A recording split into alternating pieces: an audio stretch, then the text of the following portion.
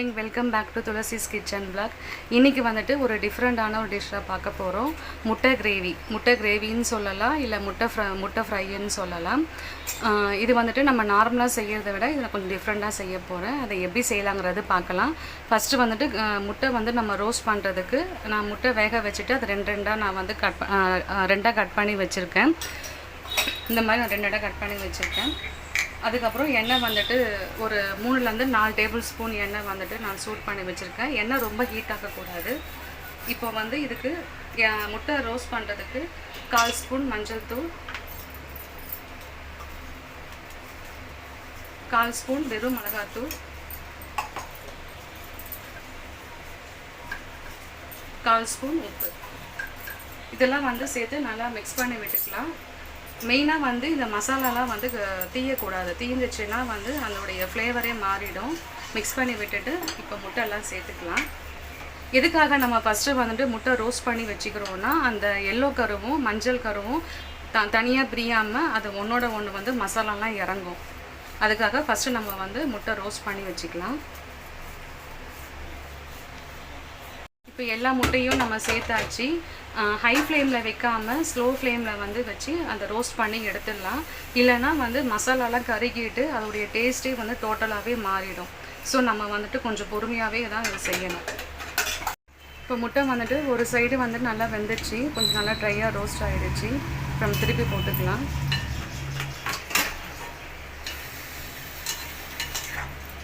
Side வந்து நல்லா roast பண்ணிட்டாங்க. இப்போ வந்து இன்னொரு பக்கமும் திருப்பி போட்டு நல்லா 2 பக்கமும் நல்லா ஓரளவுக்கு ட்ரை ரோஸ்ட்டாக வந்து பண்ணி எடுத்துக்கணும். இந்த அளவுக்கு நல்லா 2 பக்கமும் ரோஸ்ட் பண்ணி எடுத்துக்கணுங்க. இந்த அளவுக்கு நல்லா வந்து ரோஸ்ட் பண்ணி எடுத்துக்கணும். இது ஒரு பக்கம் இருக்கட்டும். இப்போ இதே கடாயில் வந்து எண்ணெய் பத்தாது நமக்கு வந்து அடுத்த கிரேவி செய்யறதுக்கு நான் கொஞ்சமாக எண்ணெய் சேர்த்துக்கிறேன். ஒரு 2 ஸ்பூன் அளவுக்கு நான் எண்ணெய் சேர்த்துக்கிறேன். இப்போ இதுலேயே வந்துட்டு வெங்காயம், ஒரே ஒரு பச்சை மிளகாய் கீரை வச்சுருக்கேன், கொஞ்சோண்டு கருவேப்பிலை. நான் வந்துட்டு 3 மீடியம் சைஸ் வெங்காயம் எடுத்திருக்கேன். அது குட்டி குட்டியாக கட் பண்ணி வச்சுருக்கேன் நான். நம்ம மற்றபடி தாளிக்கிறதுக்கு வந்து கடுகு எதுவுமே சேர்க்க வேண்டாம். வெங்காயம் வந்துட்டு நல்லா கொஞ்சம் வந்து வதக்கணும். நல்லா பிங்கிஷாக வரைக்கும் நல்லா வதக்கணும். ஓரளவுக்கு வதங்கிடுச்சிங்க.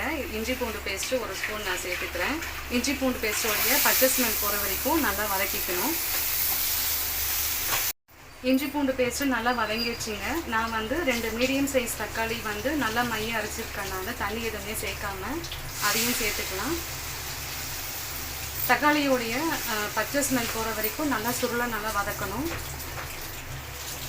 தக்காளி நல்லா நல்லா வதங்கிடுச்சிங்க. இப்போ வந்து நம்ம மசாலா ஐட்டம்லாம் சேர்த்துக்கலாம்.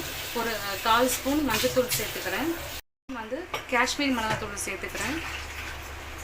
2 ஸ்பூன் தனியாத்தூள் சேர்த்துக்கிறேன். உப்பு வந்து சேர்த்துக்கிறேன். ஆல்ரெடி வந்துட்டு முட்டை ஃப்ரைக்கு நம்ம தனியாக வந்து முட்டை வந்து ஃப்ரை பண்ண பார்த்திங்கன்னா அதில் கொஞ்சம் நம்ம உப்பு சேர்த்துருக்கோம். அதனால் கொஞ்சம் பார்த்தே சேர்க்கலாம். பத்தலைன்னா நம்ம சேர்த்துக்கலாம். இதெல்லாம் சேர்த்து நல்லா மிக்ஸ் பண்ணி விட்டுக்கலாம். அந்த மசாலாவுடைய பச்சை ஸ்மெல் போகிற வரைக்கும் நல்லா மிக்ஸ் பண்ணி விட்டுக்கலாம். இப்போ இது கூடவே கொஞ்சோண்டு புதினா வந்து சேர்த்துக்கிறேன். புதினா வந்து சேர்க்கும் போது ஒரு எக்ஸ்ட்ரா ஃப்ளேவர் வந்து கிடைக்கும். சும்மா ஒரு 2-3 புதினா இலை மட்டும் வந்து சேர்த்து நல்லா மிக்ஸ் பண்ணி விட்டுட்டு இப்போ இது கூடவே வந்து நல்ல கொதிச்ச தண்ணியை வந்து நான் சேர்த்துக்கிறேன். நான் நார்மல் வாட்டர் சேர்த்திங்கன்னா டேஸ்ட் அந்தளவுக்கு வந்து கிடைக்காது. நல்லா தண்ணி நல்லா கொதிக்க வச்சு சேர்க்குறேன். நான் ஒரு டம்ளர் அளவுக்கு 1லேருந்து 1.5 டம்ளர் அளவுக்கு நான் தண்ணி சேர்த்துக்கிறேன். நல்லா மிக்ஸ் பண்ணி விட்டுக்கலாம். ஒரு 5 நிமிஷம் நல்லா கொதிக்கிட்டோம். எண்ணெய் நல்லா பிரிஞ்சு வரப்போ நல்லா வெயிட் பண்ணலாம். நம்ம இப்போ நம்ம சேர்த்துருக்க மசாலாவுடைய பச்சை ஸ்மெல்லாம் ஓரளவுக்கு வந்து போயிடுச்சு. இப்போ நம்ம வந்து ஒரு 1/4 ஸ்பூன் அளவுக்கு கரம் மசாலா தூள் சேர்த்துக்கலாம். இது எப்போ நான் லாஸ்ட்டு வந்து சேர்க்குறோன்னா நம்ம ஃபஸ்ட்டே சேர்த்தோன்னா அதோடைய ஃப்ளேவர் வந்து கிடைக்காது. அதுக்கப்புறம் ஒரு விதமாக கசப்பு தன்மை வந்து வர ஆரம்பிக்கும். அந்த டிஷ்ஷுடைய டோட்டல் டேஸ்ட்டே வந்துட்டு மாற்றிட்டோம். ஸோ அதனால் இந்த லாஸ்ட்டு வந்து நம்ம வந்து சேர்த்தோன்னா அதோடைய ஃப்ளேவர் நமக்கு எக்ஸ்ட்ரா கிடைக்கும். வந்து ஒரு ஒரு 2-3 பல், ஒரு 4-5 பல் கூட எடுத்துக்கோங்க. எடுத்துகிட்டு கொஞ்சமாக தண்ணி ஊற்றி திக்கான பால் இதை எடுத்து வச்சுருக்கேன், அதையும் சேர்த்துக்கலாம். இந்த கிரேவியோடைய மெயின் டேஸ்ட்டே இந்த தேங்காய் பால் தான். இது வந்து சேர்த்துட்டு ஒரு 2 செகண்ட் மட்டும் நம்ம வந்து கொதிக்க விட்டுட்டு முட்டை சேர்த்துடலாம். ஏன்னா தேங்காய் பால் சேர்த்துட்டு ரொம்பலாம் கொதிக்க வச்சோன்னா திரிஞ்சிடும், டேஸ்ட்டும் மாறிடும். ஸோ இதை மூடி போட்டு நான் ஒரு 2 செகண்ட் வந்துட்டு நம்ம வெயிட் பண்ணலாம். சேர்த்துக்கலாம்.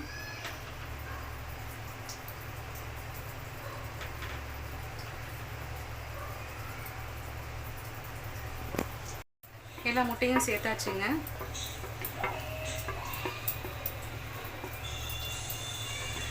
இது 2 நிமிஷம் அப்படியே வந்துட்டு வேக விட்டுடலாம். எண்ணெய்லாம் நல்லா பிரிஞ்சு வரணும். பிரிஞ்சு வருது. இப்போ நம்ம வந்து 2 இலை புதினா இலை, கொஞ்சோண்டு வந்து கொத்தமல்லி, அதுக்கப்புறம் பட்டர் வந்துட்டு 1 ஸ்பூன் அளவுக்கு நான் எடுத்துக்கிறேன். பட்டர் கொஞ்சம் சேர்த்துக்கிட்டு லைட்டாக மிக்ஸ் பண்ணி விட்டுக்கலாம். நல்லா ஒரு ஸ்பூன் பெப்பர் தூள் வந்துட்டு சேர்த்துக்கலாம்.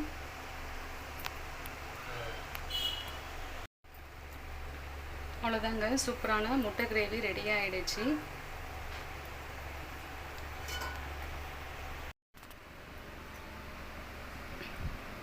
சூப்பரான முட்டை கிரேவி ரெடி ஆகிடுச்சிங்க. நல்லா கலர்ஃபுல்லாக இருக்குது. இது வந்து வெறும் ரைஸ் கூட மட்டும் இல்லாமல் சப்பாத்தி கூட வந்து சேர்த்து சாப்பிடும்போது சூப்பராக இருக்கும். கண்டிப்பாக ட்ரை பண்ணி பாருங்கள்.